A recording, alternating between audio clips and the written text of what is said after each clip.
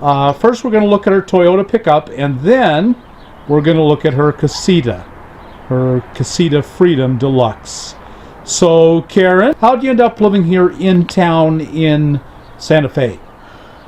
I fell and sprained every major joint on the left side of my body while traveling in the Midwest in November. And my dear friend said, you cannot go spend the winter in the rough terrain where you usually do. You must come and live in my yard. So I said, yes, ma'am. And here I am. So it's just a necessity. Yeah. It's probably not your first choice to live in town. Not at all. But it's an opportunity to heal and also to do a 5-year purge of my stuff. Right. You've been on the road for 5 years now. Mm-hmm. And so, like most nomads, every nomad I know, you slowly start to accumulate too much stuff. It's just amazing how that happened. So I have a little stuff in the storage unit, a little stuff in the truck. I got to go through it all so it can all fit. So all my belongings can fit in my rig. Everything I own has to fit in my vehicle. Right. That's my rule from 40 years. 40 years, that's been my rule. I've broken it a lot, but it's a good rule. It's a good rule. Yeah. I want to get back to it. So, but you did live in your Toyota briefly. I did. So when I bought it, it didn't have the camper on it. But I thought I want a really high profile one so I can build a bed over the wheel wells and be able to sit up on my bed comfortably. Plus it'll hold more that way. So these are my sliders. So I did put rails on them. I put hardwood rails on and I put them all the way out. It's the whole length of the truck bed. So it gets really tippy at the end. That's why I have the legs.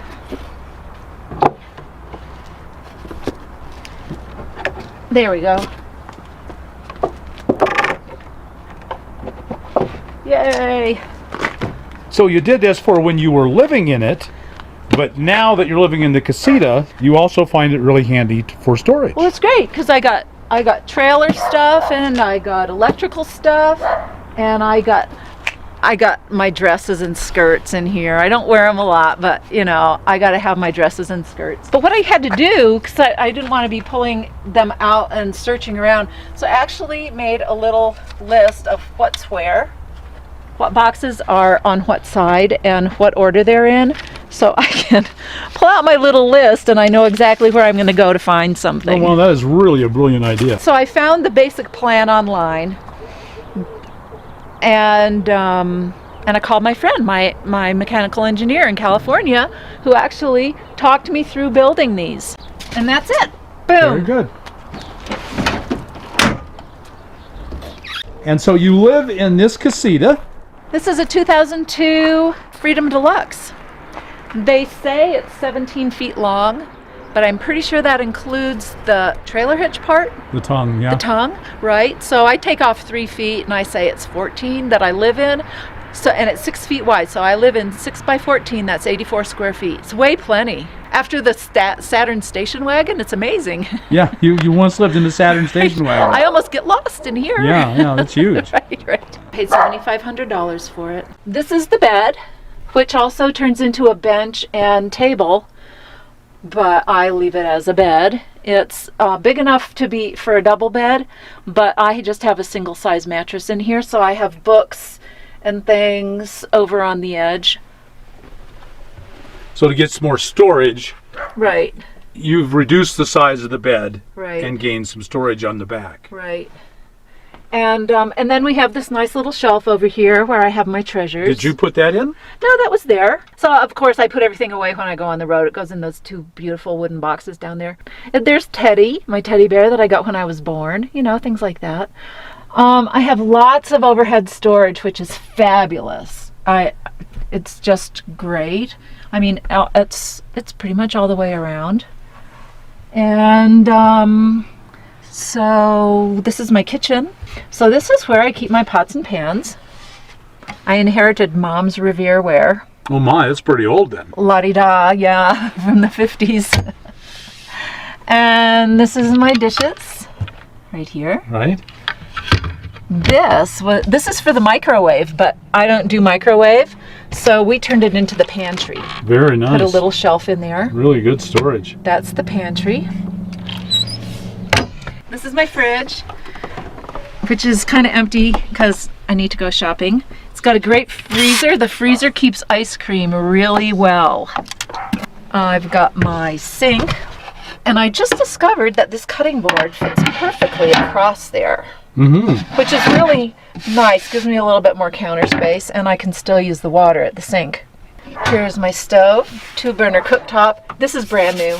The trailer comes with what do they call it, a vent hood? Yes. A vent hood that kind of sticks out and comes down to, it's like, it's big and it's bulky and it's in the way, and I bonked my head on it and I can't see what's back there. So one of the modifications that a lot of casita owners do is they take that out and then just have a little vent right here, and I can turn on my fantastic fan when I'm cooking. And then down under there's lots of storage, and instead of a drawer, I figured out a way to make a drawer. I just got a cardboard box with stuff in. that's my drawer, and then there's a layer of stuff down underneath. And your this furnace? is my furnace. And you caretake at a place near here near Santa Fe. Yes. And you have plug in there so you can have you run your air conditioner? I do have plug in there, yeah. And even though, I mean, that's like above 5,000 feet, 6,000 feet, it gets so hot in the summer. It still does, huh? Oh man, yeah, like in the 90s. This is the crown jewel, I think. This is the captain's chairs. They are so comfy. So you don't have a dinette at all, or the back is a dinette? The back is a dinette, but I don't need it. Right. I have this right here. And this is from the factory. Yeah. What comes from the factory? Yeah, I did change the upholstery. Oh, it's beautiful. I found this at an upholstery shop. So more storage for jammies and winter scarves and stuff. Treasures. Gotta have treasures. And since we have this rat fur on the wall, the way that I hang my treasures is I use these drapery hooks, which are very, very handy. They just hook into that foam behind the carpet. Right. And I don't hang anything heavy. Right. But I can hang a lot of stuff. And then I thought, well, on the road, sometimes I spend the night in Walmart parking lots, which are very, very bright. So I'm not a big fan of mini blinds, but I kept them because they block out some of the light. But then I got these eclipse curtains. These block out light, and they're also thermal. So I put drapery hooks in these and just run them along the hardware for the mini blinds. So I can close these at night and then close them all the way across and then tuck the top in there. And then I ran elastic down along the bottom of the window. I ran elastic and I just tuck this into the elastic, and it kind of velcros itself to the carpet on the wall. That was a really nice job. And then I tuck that in so no cold breezes come in there, and I do that all the way around at night. Yeah, so it blocks out the light, blocks out the cold. Yeah, in the winter. Nice job. Yeah. And then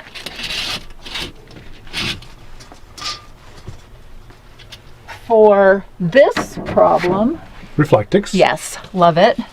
Just velcros up here at night, so I don't have that glaring light shining down on me. Right. And if it's cold, it'll help it keep warm too. Right. And I have a little Reflectix for my bathroom vent, and a little Reflectix that goes on my bathroom window. So this is the bathroom, and the bathroom actually comes with a door. The bathroom door opens like this, so then the bathroom door is like suddenly in front of this chair. Right. And if you keep it closed, they have a big mirror on it. So you watch yourself live your life in your trailer. And I just didn't like anything about it, so I took it off. One of the questions I ask everyone is, do you use your tanks in your bathroom? Not much. Not much. Right now, of course, I'm living in the front yard of a house. Right. So I'm using that bathroom in the house. But, I got my buckets. And actually, today, I went and bought some of this. This is pipe insulation. Yes. Oh, okay. Huh? Yes. To go around the rim in case, because it's it's one bathroom basically. Yeah. In case I can't get in there and I really can't wait, now I'll have a comfy place to do my business. Right. To poop. Yes. Thank you, everybody, for mentioning this in your videos.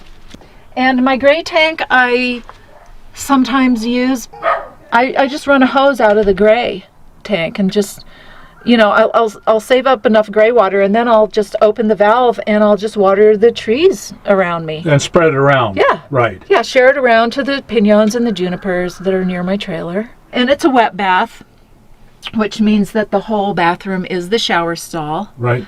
But if you want to poke your head in there with the camera, you'll see that I have a lot of bins on either side of the toilet. So that's, you know, vitamins and personal care items and stuff like that. So I have a plastic curtain that I rigged up on the inside, and those little hooks that are stuck to the wall on suction cups. So I can curtain off that side of the bathroom that's got all the storage tubs in it, so stuff doesn't get wet over there. So they can stay in there. Yeah, so they stay put. I don't have to move them. Yeah. One of the things I've always been impressed with is how large the bathroom is in a casita. I mean, to my mind, I mean, some of them are so tiny, a normal person cannot use them. I even have a wardrobe closet, and that's where my mirror is. We put a mirror on here instead. Makes so I can still see, make sure I look okay, you know. Got to do that. We all want that. And I got these things for t-shirts and little stuff, and I still have room for coat hangers on the side. Well, the casita is just an amazing little home. It is. And you've made it so really wonderful. It's very pleasant feeling. It's got a warm, loved-in feeling. Mm-hmm. I am a very visual person. And somewhere along the line, I realized that what I enjoy is like seeing beauty everywhere I look. So I try to apply that to my living space. And it's full of treasures from my travels. That's what life's all about. People have gotten so confused with accumulating things when in fact memories are what life is all about.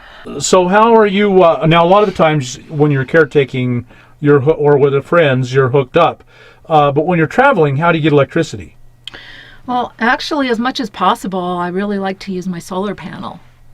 I think it's 80 or 90 watt solar panel. And it's not mounted. I don't have any roof that I can mount it on, so I just take it out and plug it in. It runs everything. All my lights are LEDs. It runs everything except for the refrigerator and the air conditioner. But the fridge is a 3-way, so I can just put it on propane. Right. And be completely off the grid. And I like that.